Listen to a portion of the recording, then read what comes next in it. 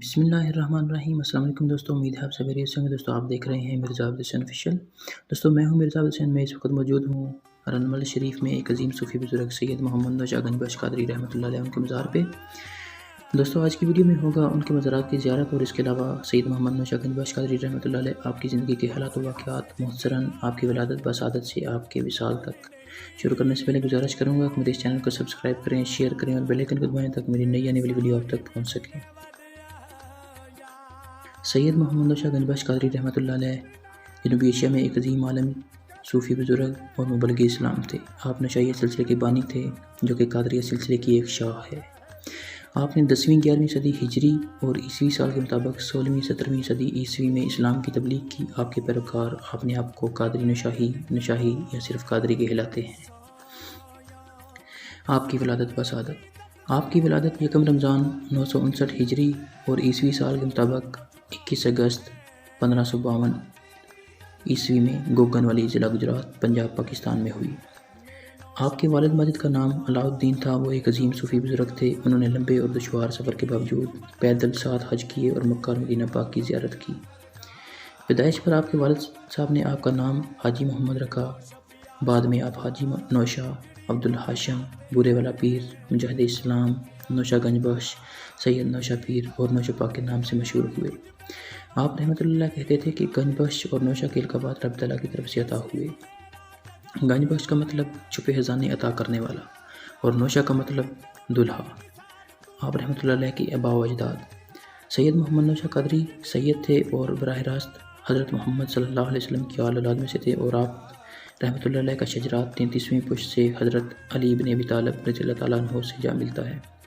تاریخ میں موجود ہے کہ آپ کے آباء و اجداد میں سے پہلے بزرگ جو برصغیر پاک و ہند میں آئے وہ سید اون ابن یعلا تھے، جو کہ قطب شاہ قادری کے نام سے مشہور تھے۔ قطب شاہ قادری 5ویں صدی ہجری اور عیسوی سال کے مطابق 11ویں صدی عیسوی میں سید عبدالقادر جیلانی رحمۃ اللہ علیہ کے حکم سے برصغیر آئے۔ وہ سید عبدالقادر جیلانی کے چچا اور روحانی پیشوا تھے، جو کہ 1028 عیسوی میں بغداد میں پیدا ہوئے۔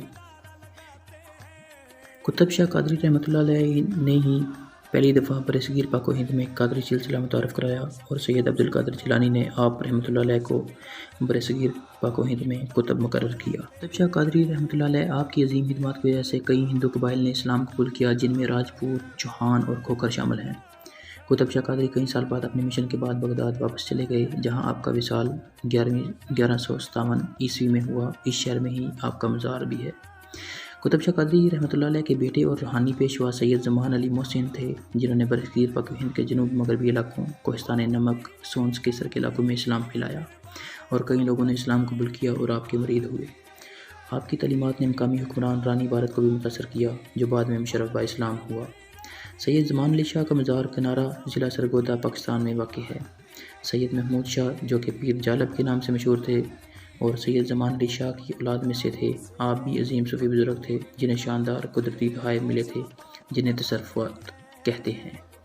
اپنے آباء و اجداد کی طرح آپ بھی کامل روحانی بزرگ تھے۔ آپ کی مرکز مبارک رامدیانہ ضلع سرگودا میں ہے۔ ایک اور عظیم صوفی بزرگ سید شمس الدین شاہد جو کہ پیر سید محمود شاہ المعروف پیر جالب کی اولاد میں سے تھے، جو ہمیشہ اپنا پسندیدہ ہتھیار برچھی اپنے پاس رکھتے تھے، اس لیے آپ کو سینجن شاہ شاہد کہا جاتا تھا۔ آپ ایک جنگ کے دوران اللہ کی راہ میں شہید ہوئے تھے، اور آپ کے 2 بیٹے تھے، سید علاء الدین حسین اور سید رحم الدین۔ آپ دونوں بھائیوں کے مزار گوگن والی ضلع گجرات نزد قادر آباد پاکستان میں ہیں۔ سید علاء الدین کو صوفیانہ راستے کے عظیم اساتذہ میں سے جانا جاتا تھا۔ آپ کی کنیت ابو اسماعیل کے ساتھ اضافی خطاب پیر غازی تھا۔ اپنے ہم عصر بزرگوں میں اپنے بھائی کی طرح آپ بھی عظیم قدرتی طاقت کے ساتھ عظیم صوفی بزرگ تھے۔ سید علاء الدین جن کا مزار گوگن والی میں سے ہے، آپ سید محمد نوشہ گنج بخش قادری رحمۃ اللہ علیہ کے واجد ماجد تھے۔ محمد نوشہ گنج بخش قادری رحمۃ اللہ علیہ آپ کا نسب نامہ کچھ اس طرح ہے۔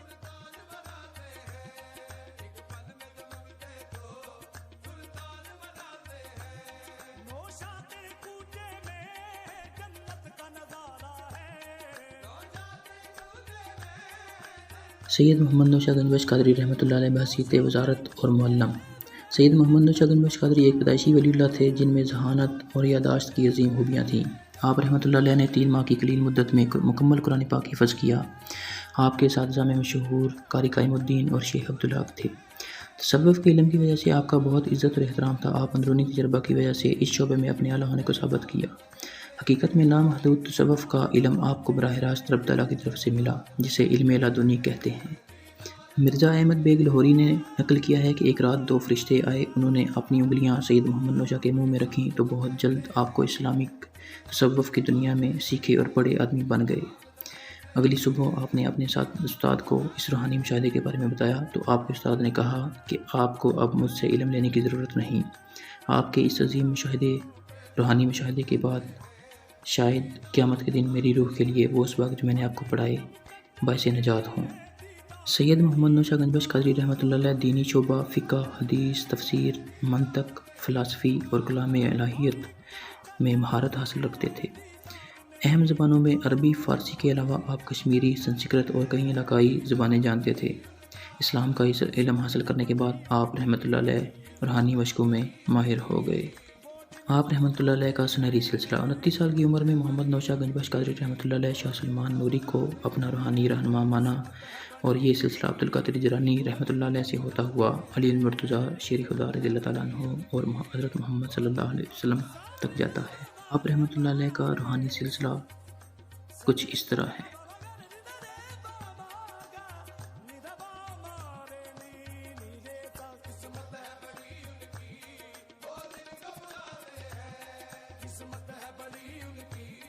سید محمد نوشہ گنج بخش قادری رحمۃ اللہ علیہ کی ذاتی زندگی۔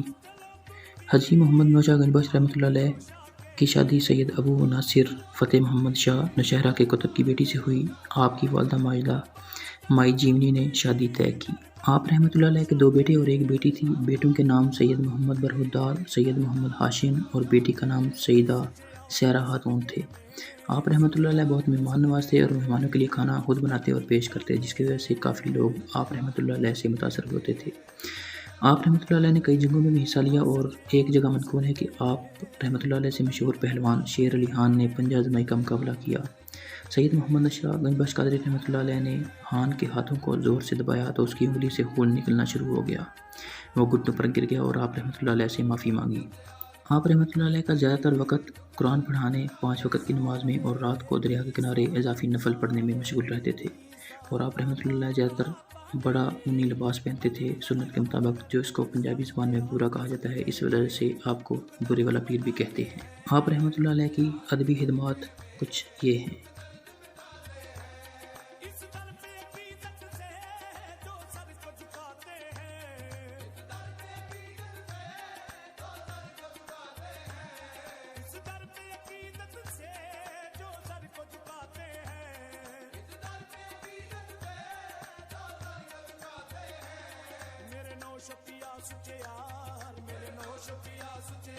سید محمد نوشہ گنج بخش قادری رحمۃ اللہ علیہ کے فرامین کچھ یہ ہیں جو کہ انگلش میں کوٹ کیے گئے ہیں۔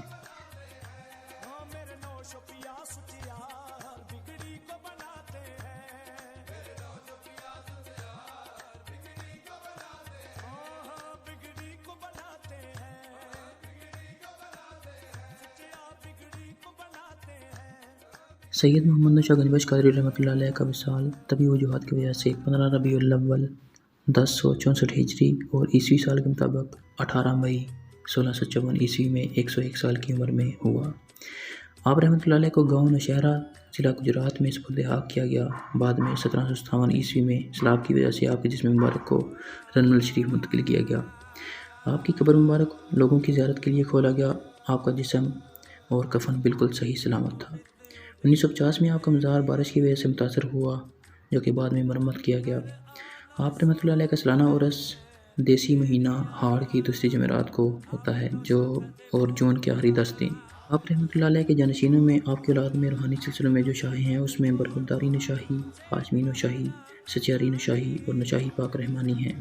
اس سلسلہ کے شیخ سید معروف حسین شاہ نشاہی ہاشمی قادری، جنہوں نے 1962 UK میں عظیم صوفی جماعت جمعیت تبلیغ الاسلام کی بنیاد رکھی۔